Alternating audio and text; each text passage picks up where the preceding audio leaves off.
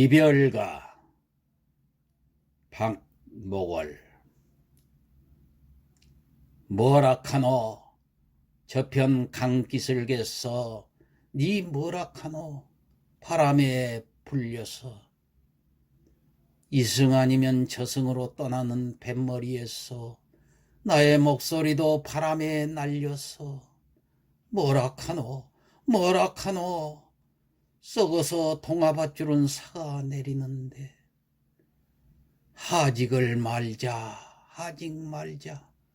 인연은 칼밭을 건너는 바람. 뭐라카노 네 흰 옷자락만 펄럭거리고 오냐 이승 아니면 저승에서라도 인연은 칼밭을 건너는 바람. 뭐라카노 저편 강기슭에서 네 음성은 바람에 불려 오냐 나의 목소리도 바람에 날려서.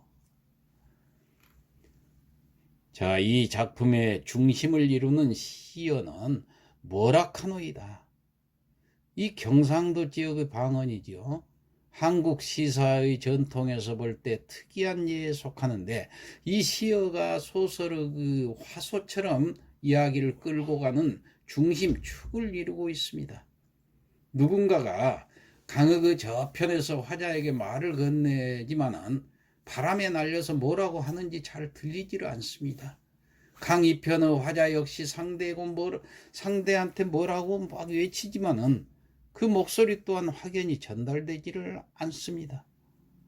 그와 나를 이승과 저승으로 갈라놓은 강, 이 강은 삶과 죽음의 간격을 의미하고 있는 것입니다. 그러니까 이승에서 저승으로, 저승에서 이승으로 아무리 뭐라카노 하고 소리를 쳐도 그 소리는 제대로 들리지 않는다는 얘기죠. 여기서 또 그가 누구인지도 분명치 않습니다. 중요한 것은 인연인데 그와 생전에 맺은 그 인연의 밧줄은 사가 내리고 있습니다. 세상살이의 인연은 마치 갈밭을 건너는 바람과도 같이 덧없이 보입니다. 그래서 시인은 되뇌입니다. 하직을 하지 말자고. 나도 머지않아 강 건너 저 세상으로 갈 것이기 때문입니다.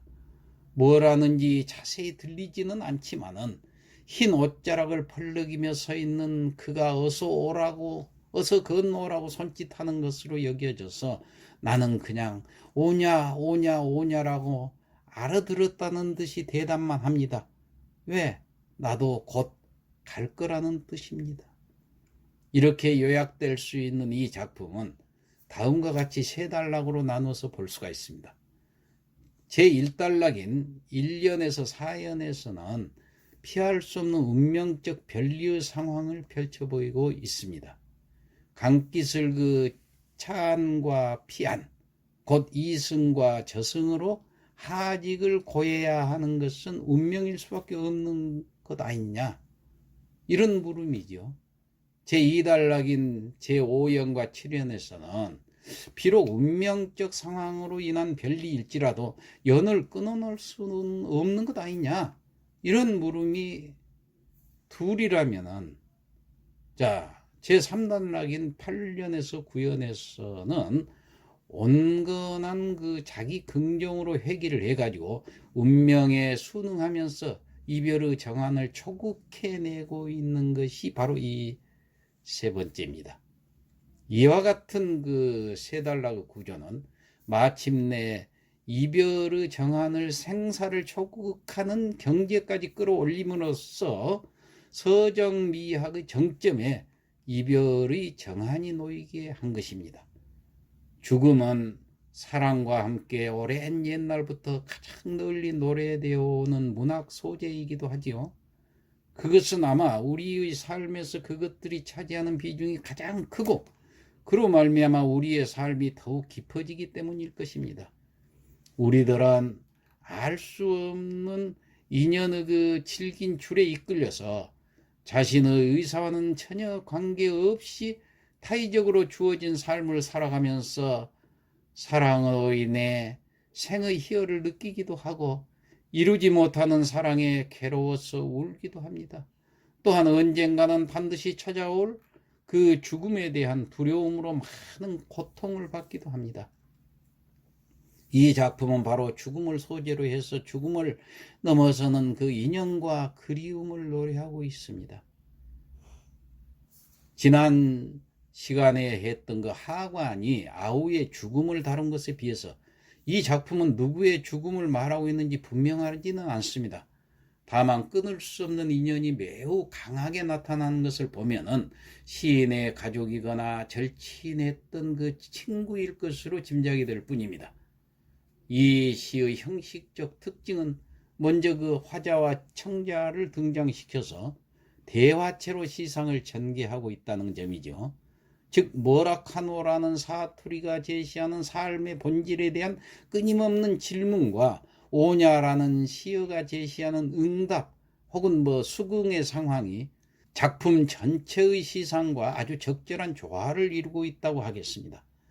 강으로 나누어진 삶과 죽음의 세계에서 시적 화자인 나는 이승인 강 이편에서 저승인 강 저편으로 건너간 사람을 간절히 그리워하고 있는 것입니다.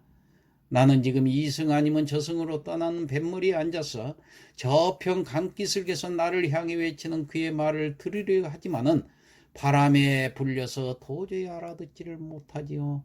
그래서 니 뭐라 카노 하면서 나도 그를 향해서 소리치지만 나도 바람에 내 목소리도 바람에 날려서 그에게 전달되지 못하고 그저 강 안에 흩어질 뿐입니다.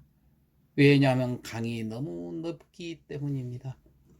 즉 나와 그는 강으로 나누어진 삶과 죽음의 세계에 각각 따로 존재할 뿐 아니라 이승과 저승 간의 거리는 아무리 큰 소리로 외쳐도 전혀 들리지 않는, 들릴 수도 없는 아득한 거리이기 때문입니다.